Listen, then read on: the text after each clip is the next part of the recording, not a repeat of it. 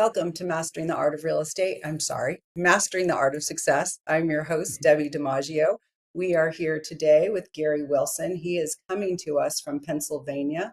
He divides his time between Pennsylvania and Virginia. Welcome, Gary. Thank you. Thank you very much. I'm actually it's the first show I'm doing for my brand new creative space. I don't like to call it office, I call it creative space. So yeah, I'm glad That's we great. pulled this together. You're in Yeah, Pennsylvania today? I am. I've been working all week long to get my creative space ready. It's about 100%, but it's all wired and ready to rock and roll. I appreciate your Wow. patience. Oh, I'm excited that you're here. Gary and I met because I was a guest on his podcast and we became fast friends and we are very like-minded, real estate, coaching, etc. So I'm going to properly introduce you and we'll go through your slideshow and then we're going to find out how Gary's journey from the beginning to where we are today. So Gary Wilson is a transformational coach, motivational speaker, and former executive dedicated to helping individuals and teams unlock their full potential. With over 2 decades of experience in leadership development, performance coaching, and mindset transformation, Gary combines strategic insight with personal empowerment. His coaching philosophy centers on clarity, accountability, and consistent action, empowering clients to overcome self-limiting beliefs and achieve meaningful success. Whether addressing corporate audiences or mentoring emerging leaders, Gary's engaging approach and authentic storytelling inspire lasting growth and results. Well, there's the young Gary. Look Well, at I this appreciate great. that. It's always funny when you hear somebody talk about you because it's very humbling, and Yes, I'm very grateful to have the opportunity to help others. And me, Debbie, I'm an open book. I mean, anything you want to ask, I'm happy to well, share I'm because very Lord knows I didn't get where I am myself. I definitely had help. Yeah. Well, I'm so grateful you're here today to help the people, our guests who are listening. So, first, before we launch into all your experience, where did you grow up? Where were you raised? What was life like? And did you know back then what you wanted to do or where you ended up in your career? Sure. It's interesting. I'll try to make this as quickly as possible. I was actually born in Germany, right on the Czechoslovakian border, and this was January 5th, 1963. And as you recall, 62 is when they built the Eastern Bloc countries built the Berlin Wall and the Iron Curtain. So, short version is, turns out my dad was actually undercover right there on that border. I didn't know that till a few years ago. And I was born in the middle of a blizzard, and they were supposed to take me by ambulance for my mother to Nuremberg for the hospital. It's like, maybe 15-minute drive away from Grafenwöhr where we were. But it was the biggest blizzard of the decade, 15-foot drifts. They had to fly us in a helicopter. And Stars and Stripes magazine was there when I landed, and it's just crazy set of circumstances. My first 2 hours were in a helicopter going up and down back and forth, the nurse screaming because she was strapped into a bumper seat. My mom was wearing the nurse's coat strapped into a gurney. And the pilots just kept saying, just hang on, just work. They couldn't see anything. So my mom kept telling me for years, she passed away last January. She told me every year the story of my birth.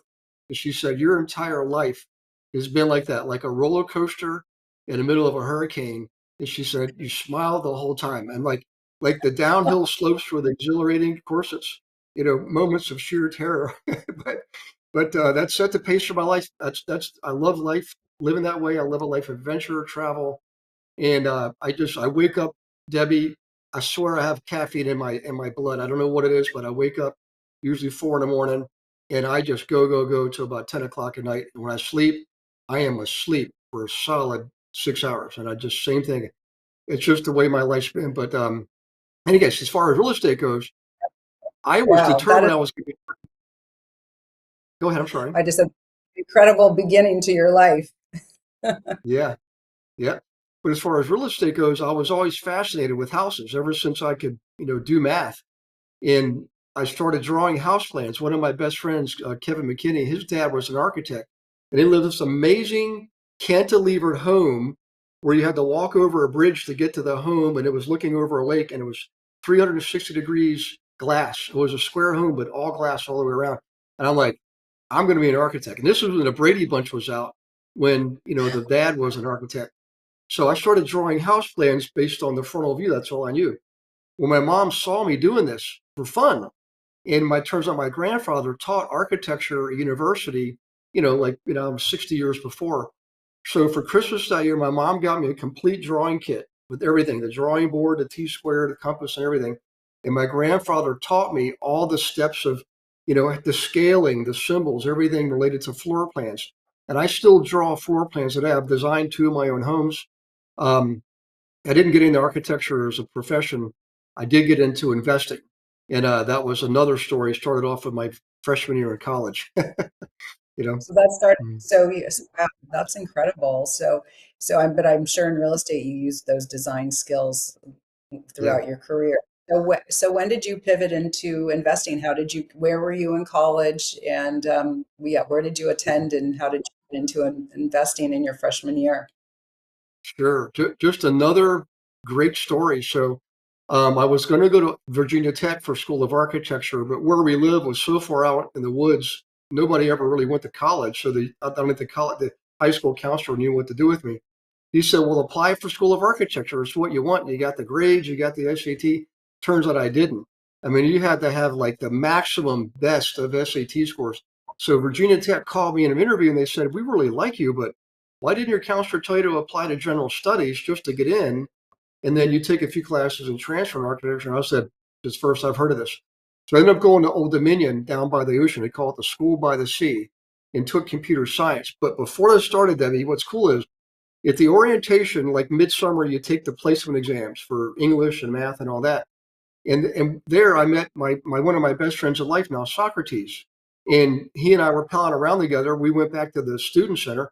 Turns out our parents were sitting there talking to each other. And we were like, we got to be roommates, man. So we called the housing people at this campus and they let us be roommates.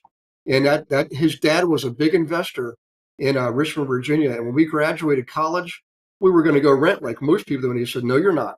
You're going to buy a house and I'm going to help you." He didn't mean give us money. He never gave us a dime, but he showed us how to structure a deal for a 4-bedroom, 2-bathroom rancher in Virginia Beach, 5 minutes from the ocean.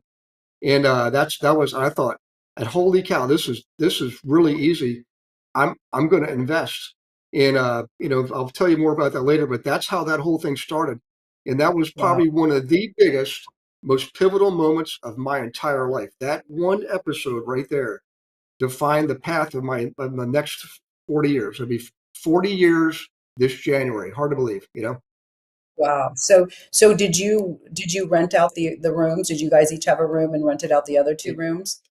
We did. If you remember, interest rates were still pretty high back then. So what we did is we assumed the owner's first mortgage. He was an active duty Navy, in the Navy. We assumed his first VA mortgage.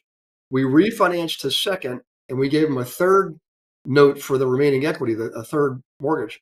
And then the other 2 bedrooms we rented out to two other guys. And Debbie, their combined rent pretty much paid all of our mortgage payments, other than like $50 a piece. And so I was we would call ourselves original house hackers. We didn't call it house hacking back then. We just called it trying to make ends meet. So but That's incredible. So then yeah. after that, did you go on to do more of this? So here's what happened. I ended up getting married. I met my future wife in Virginia Beach, and she was from Pennsylvania, where I am now. And 2 years later, we got married, and then Sock bought me out because of the laws. His dad said, "I think it's better if you'd let Sock buy you out." And I said, "Sure." So I had a total of 3,000 into the house, pulled out eight at the on the agreement. We had 8,000, so 3,000 and 8,000 in 2 years, and I had $50 out of pocket every month for my own home. So Susan and I went and bought another brand new home about a mile from the ocean, and then so we started having children. I didn't actually start investing in a large scale way until I was 35 years old. So that would have been like 1997. And I remember thinking, man, I wish I'd have done what Sock's dad told me. Because at the closing table, Debbie, I'm sorry, no, after the closing, we went to Nags Head, North Carolina, where his Sock's dad had a couple beach houses. And he's pounding his chest. And he's saying, "If you boys do what I tell you to do, you won't have to work for anybody else when you're 35 years old." Well, I didn't listen. Sock and I, neither one of us did. We bought boats and cars, all kinds of stuff. any case, 35 years old, I'm in the corporate world, hating it. I was not born to be sitting behind a desk. So I decided I've got to do something about it. And I thought, I'm going to do what Mr. Demet taught me. And I started investing at 35 years old. When I was 40 years old, I had 70 some odd units. And I walked out one day. I told my boss, I said, I don't have to work here anymore.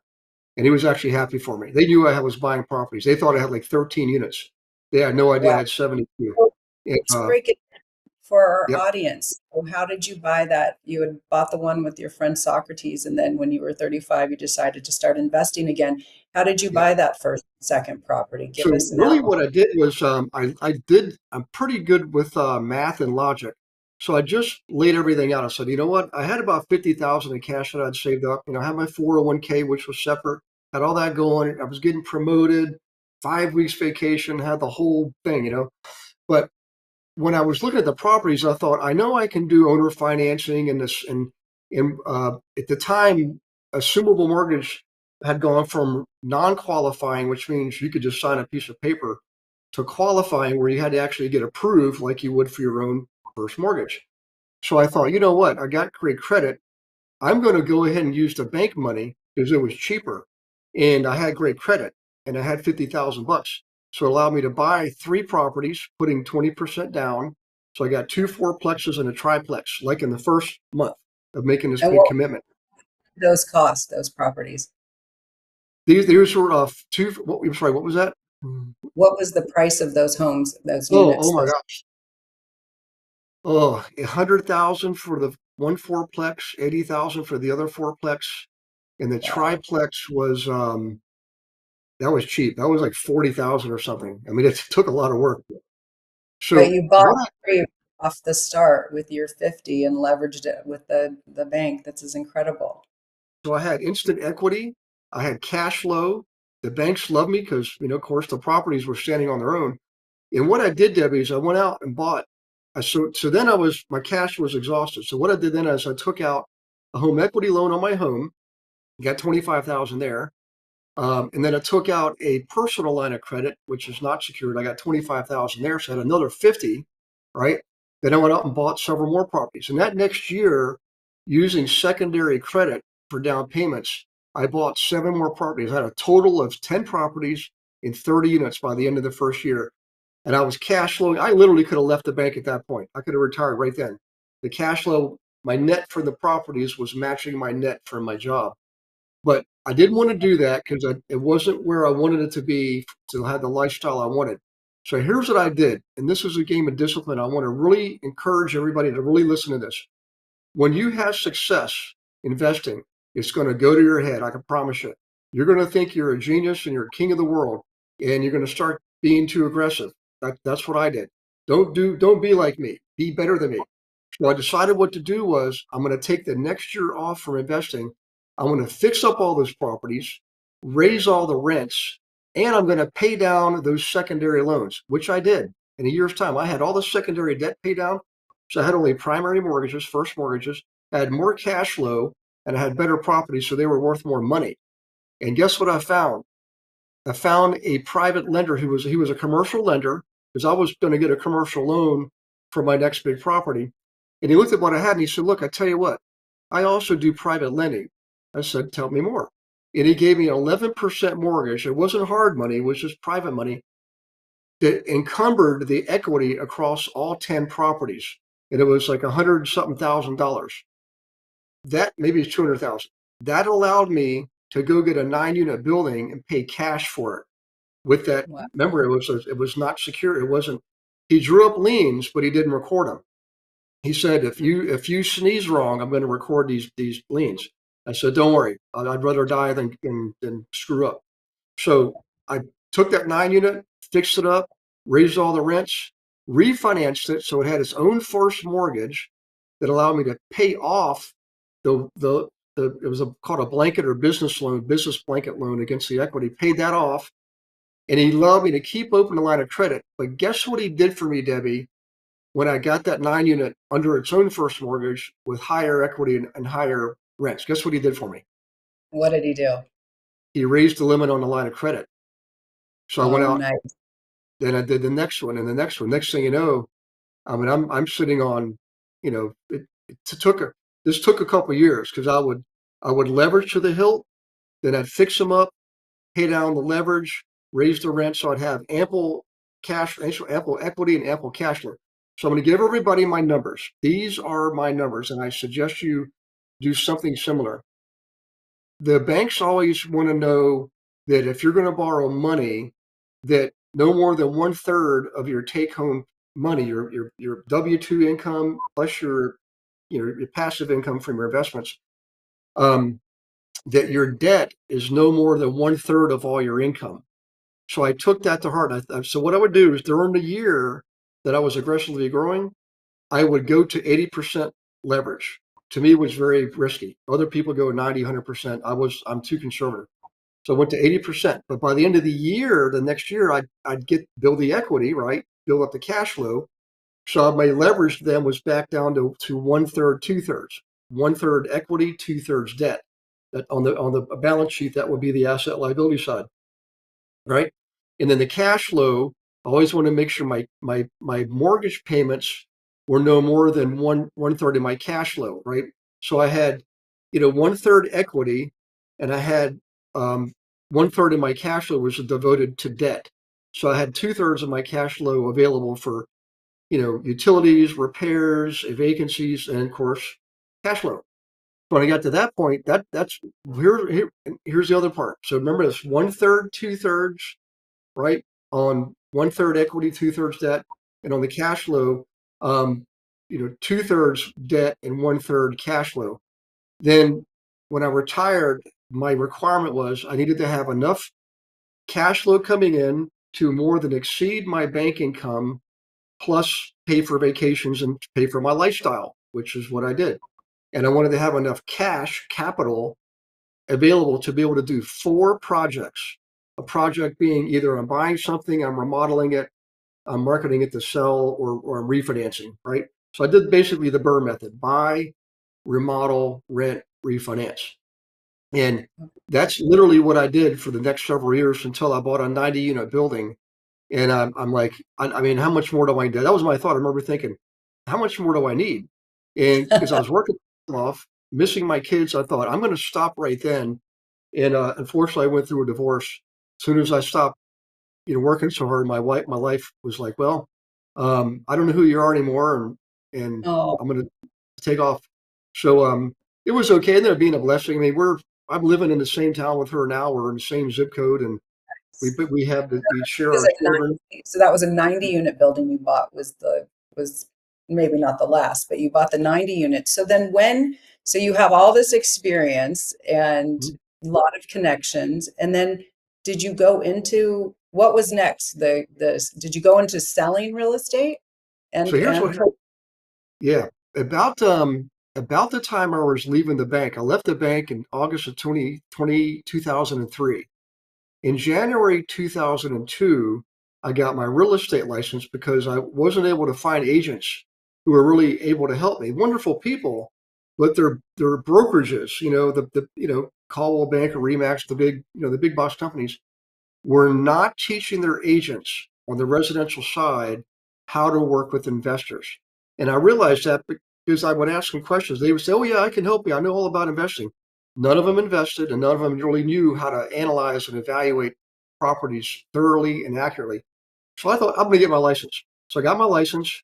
Well, about the same time, no, I'm sorry, it's maybe 6 months later, a local guru, one of the people that teach all this stuff, how to get rich in real estate, um, invited me to be on his radio show. He must have heard about me. Somebody told him about me, whatever the case was.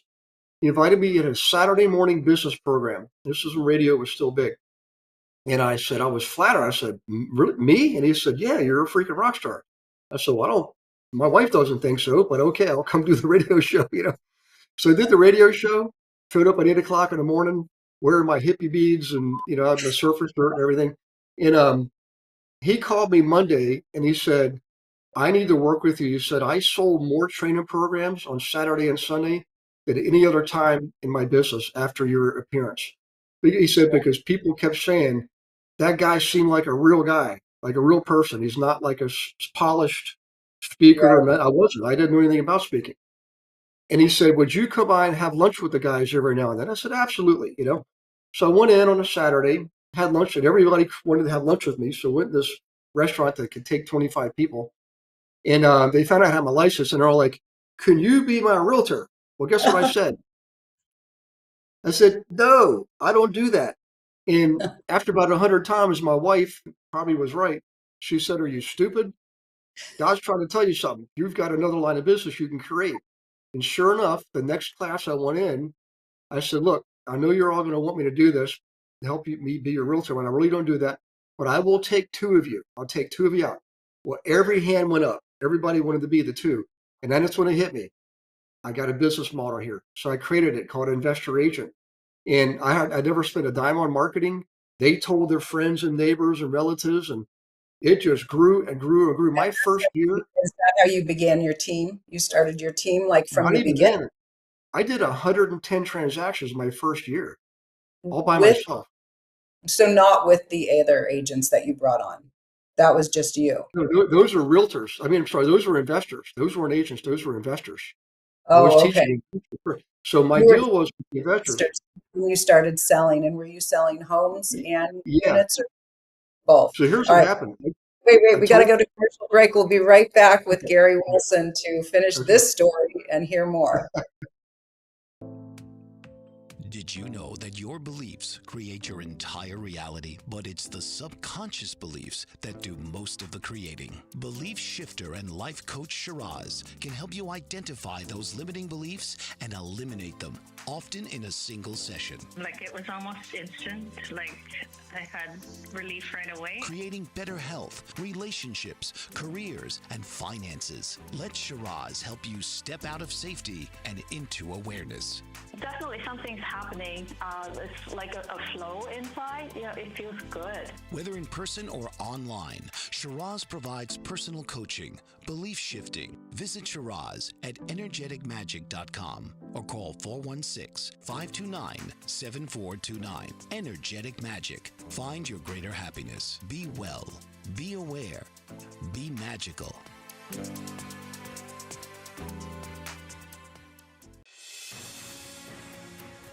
Mike Zorek, a three-time California state champion in Greco-Roman wrestling at 114 pounds. Mike, blind since birth, was born in Hartford, Connecticut. He was a six-time national placer, including 2 seconds, 2/3, and 2/4. He also won the Veterans Folk-Style Wrestling twice at 152 pounds. In all these tournaments, he was the only blind competitor. Nancy Zorek, a creative spirit whose talents have taken her to the stage and into galleries and exhibitions in several states. Her father, a commercial artist who shared his instruments with his daughter and helped her fine-tune her natural abilities, influenced her decision to follow in his footsteps. Ms. Zorek has enjoyed a fruitful career doing what she loves. Listen Saturday mornings at 12 Eastern for the Nancy and Mike Show for heartwarming stories and interesting talk. Welcome back to Mastering the Art of Success. I'm your host, Debbie DiMaggio. We are here with Gary Wilson. We're right in the middle of a story. So Gary started out just buying property. Well, started out working in a bank and then started investing in property as the father of his roommate Socrates inspired him to do. And then now he was on a radio show and then they decided that he needed to be in real estate. So you and everyone wanted to be your client. So they raised their hand. They said, I want to invest with Gary Wilson. And so you went on to sell many houses, but tell us the rest of that story.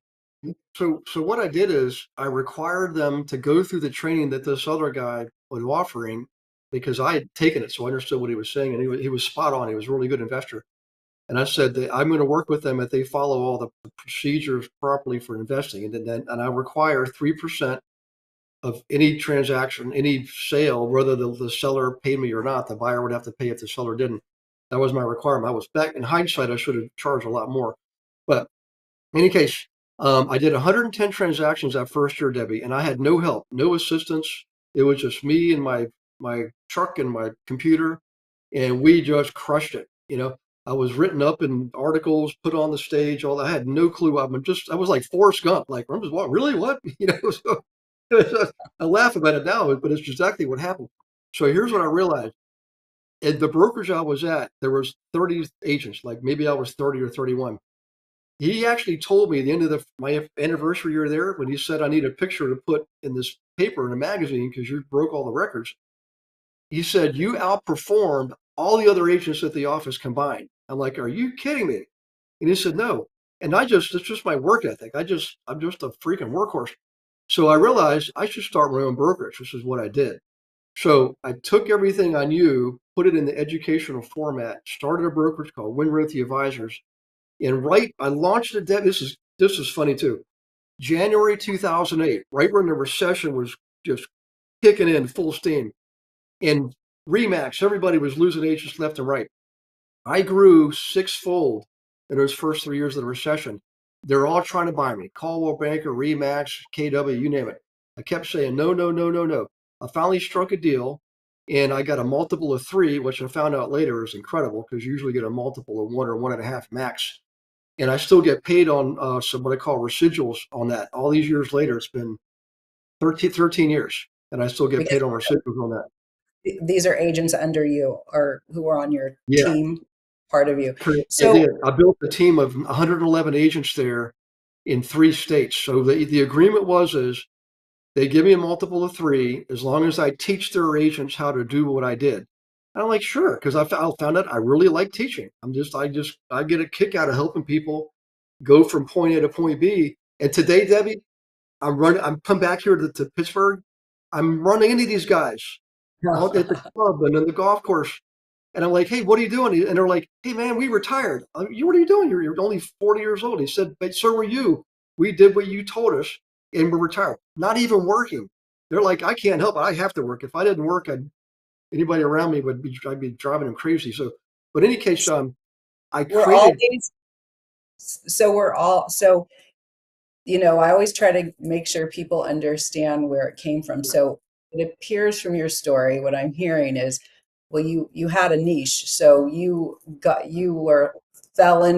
forced gumped into this to meet this the guy that the coach who interviewed you, and then he had a ton of people, so you automatically had a huge group of people to sell oh, to, yeah, and and money so people too. went on Yeah, to teach the other agents who didn't have this whole yeah, playground of people to client, a whole client base just at their fingertips. How did you teach them to replicate? yeah, Because that's replicatable.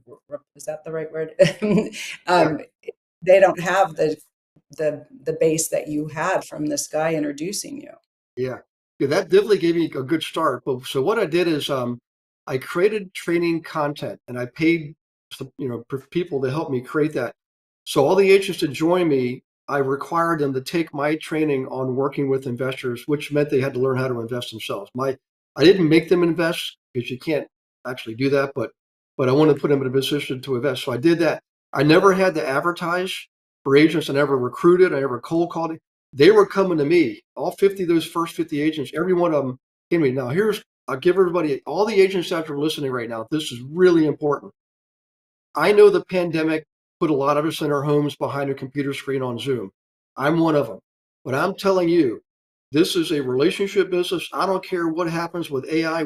AI is running my life right now. I'm using AI to do tasks that I used to pay people to do. That's how big I am to AI. But it's still a relationship business. So you've got to join clubs. You've got to go out there and associate and be with people.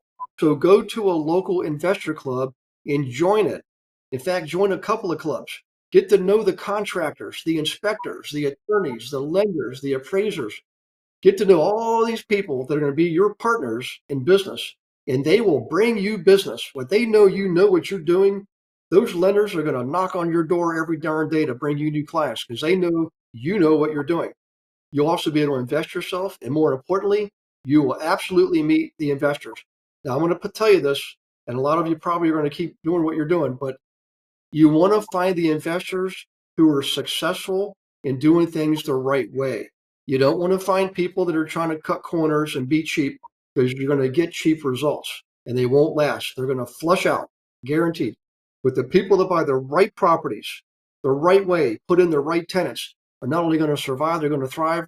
And you'll have clients doing 10, 20, 30, 40 deals with you in a period of years. Do those few things and you can replicate my success. So what happened, Debbie's, I sold my brokerage because I didn't want to be in Pittsburgh anymore. I was going through a divorce. And the agreement was I would train all these people. And I ran all over the US and Canada for about 8 years, training literally a different city, different state almost every day. It was insane. But I tell you what, I did really well. And I got to see all of North America. And I perfected the art of teaching people. So the way I teach is I don't just lecture and give them a manual and pat them on the back. I actually get intimately, personally involved with them.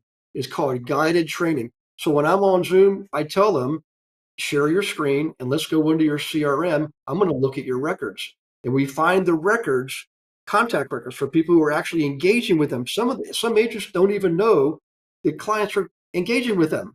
They're leaving messages on Facebook and texting, and they're clueless. It's sitting in their CRM. They don't even know it. So I say, this is a 5-star, this is a 3-star, this is a 1-star. And I tell them, we're going to call the 1-star, the 5-stars right now. Call the 5-stars. Let's do it.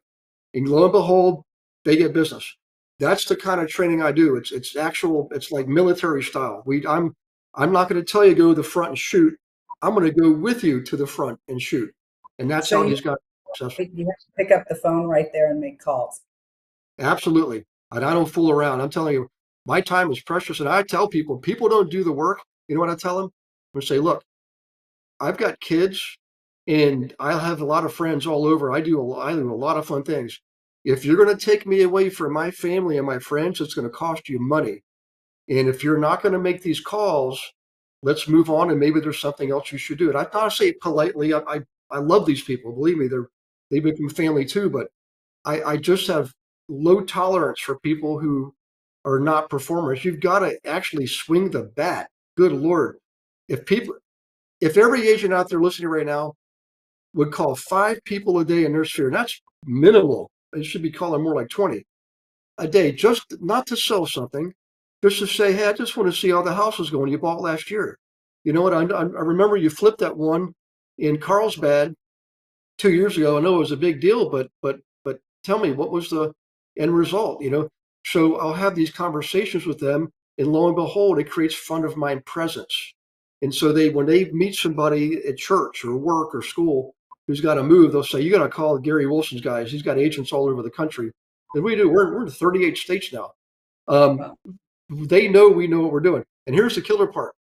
We don't ever compete for listings, even owner-occupant listings. You know why? Because I tell the agents, make sure they know you know how to invest and work with investors.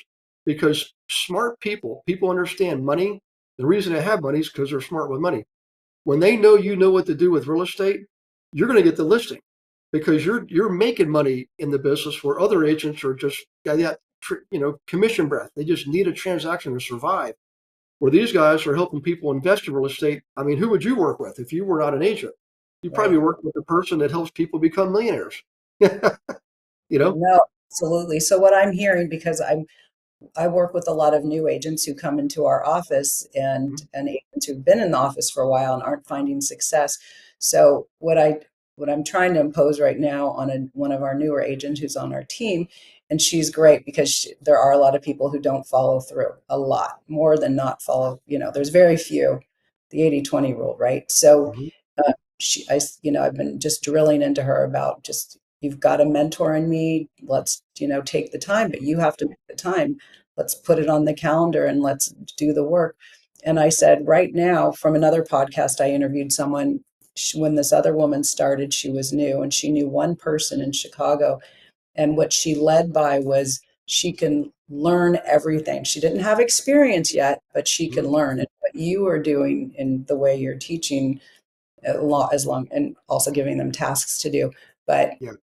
they could be knowledgeable and learn and practice and know the inventory and know everything there is to know. They can impart that information and knowledge onto their client to gain them, thus gaining experience. So in the beginning, when you're not selling anything because you're new, just this is the time to really become knowledgeable about your craft. So I just want to highlight that because that's what I was hearing from you.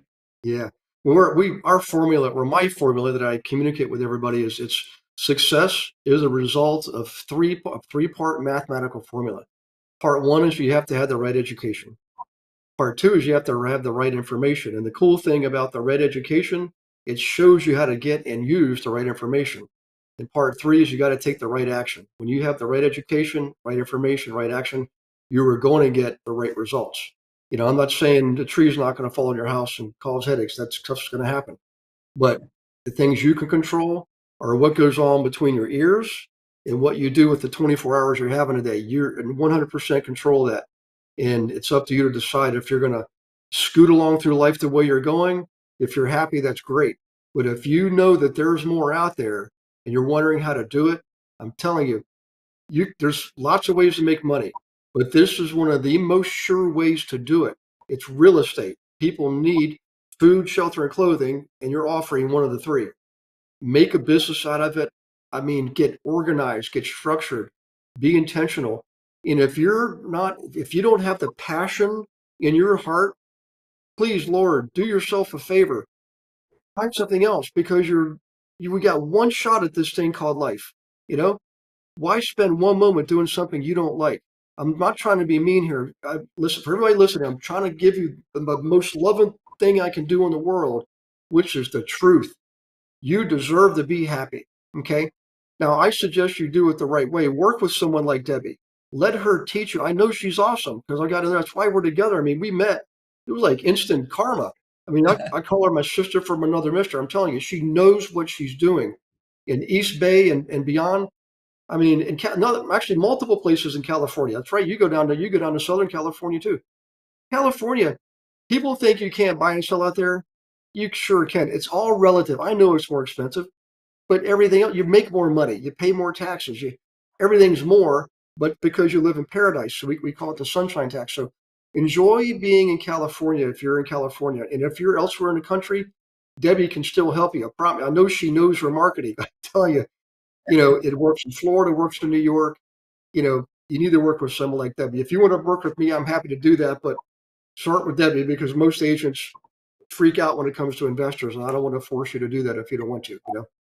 Well, I wanted to ask this later because we want to get into your coaching and your Mhm. keynote speaking. But because I have a few agents that I really want to work with and I really want to see them find success, and they want to do it, and they're doing their open houses and putting out door knockers. But give me something that I can go back to these two guys and say, here is a list. Okay, it's not my list, it's going to be Gary's list. So maybe they're tired of listening to me, but give me something that they should do in a day, in a week. Just give me some actionable items I can take back to them. Well, here's what I do with my folks. When they first come on board, I don't care if they're brand new or they're seasoned veterans. I don't even turn on any marketing for them. I don't even let them pay for any marketing until their database is fully loaded with their contacts, everything, name, address, phone number, serial number, everything. And they have automated campaigns going like a monthly market update for every person, including their aunts, uncles, and cousins. When an agent tells me I don't want to bother these people, they're my family, you're not bothering them. You're serving them. Think of it this way. You're coming from service and contribution. Who else do you want them working with to sell their house? A stranger or someone like you who loves them and is going to take care of them? So change your mindset. If you find yourself saying, I don't want to bother my people, you got the wrong mindset. Love on them, serve them, treat them like gold because they are. And then they'll tell all their friends and neighbors. But in any case, you've got to categorize your people into three categories. Level one, the people you know and love the most, and vice versa. Level two, your acquaintances, maybe your kids play soccer together, right? Just talk in the grocery store, but that's about it. Number three is everybody else. The number ones you should be calling every 90 days at a minimum. Spread it out through the 90 days. So you're not doing all in one day. Spread it out through the 90 days. The number two people should be calling a minimum every 180 days, right? Spread it out over the 180. Everybody else you should be calling at least once a year. I can tell you this, if you look at a centrifugal circle of your clients and a centrifugal circle of your marketing, the innermost circle of clients is number one. Innermost circle number one on marketing is direct communication, in person or over the phone. Texting is direct, but it's not personal. It has to be direct and personal every 90 days. Okay. And I promise you, you'll start converting about 10% of your database on an annual basis. And that is a conservative fact. Okay. So now when they got that down, Debbie, one of the next things I do if they're brand spanking new, I have them volunteer to do open houses for listing agents who are veterans and just don't want to go to open house on a Sunday this week. They want to go to the football game or something. Do the open houses, learn how to work with the buyers. I know you want listings, we all do, but go to open houses, get some buyers, get some transactions on your table. I tell you, I have an agent still does this today after 14 years, and she does about 2 transactions a month doing open houses for other agents in the office. Isn't that amazing? So now there's other things we can do, but they're more involved. But those 2 things right there. Oh, the third thing, join associations. Join a kayakers club, a bikers club, whatever you enjoy to love yourself, to do yourself personally. Like I'm all over the map, skiing, golfing. If there's a toy I can play with outdoors, I'm going to do it. So find something that you're passionate about. Join a club that's run it, and then just make sure in conversation everybody knows what you do. You don't push them. Don't say, "Hey, can you give me a referral?" Just say, "Hey, let's go kayaking." You're going to ask them how their business. They're going to ask you how's yours. Just do that. You'll get business that way. That's that third thing that is really important. Plus, you'll have fun. You know. Right. I agree. I always say that do something, whatever it is, do it authentically, whatever it is you love, whether it's tennis or golf or whatever it is, just do that because you'll meet the people that are like-minded and you'll just automatically connect and bond over your mutual admiration for whatever it is you're doing. I wish I golfed because I think that's a really great place, but I have no desire to golf. I think it'd be fun. I don't golf to compete. I do it because it's fun. I enjoy it. You know what else I'm taking up? I can't Archery. move. My husband plays, but I can't move that slow. Yeah. This is really great. Thank you so much. Okay, so what inspired your journey from executive transformational coach, which you clearly are, and speaker? So how did you journey from real estate and then into these coach and a Sure. keynote speaker? So, so I started teaching in person live classrooms all over the U.S. and Canada. And gradually, people started reaching out to me and said, "Hey, would you come give a talk at our conference coming up? Like Equity Trust, they do the you can buy properties inside of an IRA." I would say sure. And other things, I spoke at NASDAQ, I spoke at Harvard. It just kept building. So I started saying yes. I wasn't a polished speaker. I'm still not today. I had some training with speaking, but what happens is my brain goes 10 times faster than my mouth. So you what you get is what you see is what you get. But they would pay me. And what I realized is people would come up to me every single time and say, look, that few $100s they charge me to come here and hear you talk, that's nothing. What do you charge to coach me? And at first I thought, well, I don't even know what you're talking about. I don't coach. And again, my wife was like, you better start thinking about coaching. So I did. And first people would pay me like $1,000 a month. And then I realized that wasn't enough skin in the game. So instead of going to 25, which I eventually did, I said, you know what? You got to pay me up front, but it's going to be 10,000 instead of 12. Because when I did that, they would come to work every day and show up. They'd come to class, they'd do the assignments. And sure enough, my success rate went through the roof, actually.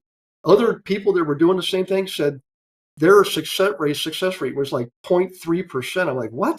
A third of a percent? They said, yeah, that's sadly what it is. I'm like, that's ridiculous. So what I did, Debbie, I got tired of traveling around doing that, doing 3-day events because it'll burn you out, man. I'm telling you, it's hard on the human body too. You can't only eat but so much restaurant food. It was great staying in hotels, nice hotels. Never had to do laundry, never made my bed. It was great.